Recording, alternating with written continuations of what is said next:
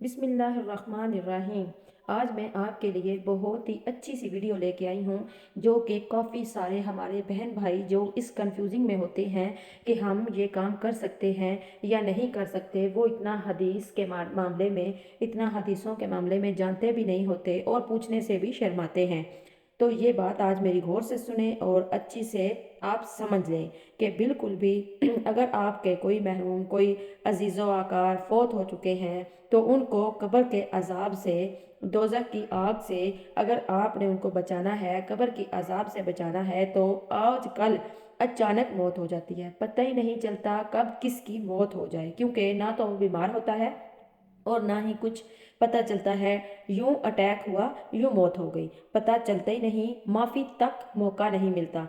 अच्छा, अब मेरा ये हदीस मुबारक जो है मेरे नबी पाक की, और ये सुने कि मैं आपको ये हदीस सुनाने लगी हूँ ताकि आपको कंफ्यूजिंग जो है वो ख़त्म हो जाए और आप अपने अजीज़ों को कब्र के अजाब से निजात दिला सकें।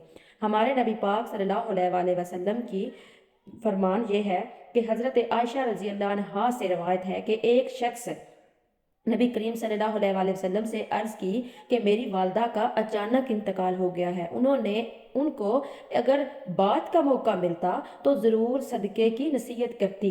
क्या मैं अपनी वालदा के लिए सदका कर सकता हूँ? नबी पाक सल्लल्लाहु अलैहि वसल्लम ने फरमाया कि बिल्कुल आप सदका कर सकते हैं, उनको ज़रूर पहुँचेगा उसका अजर।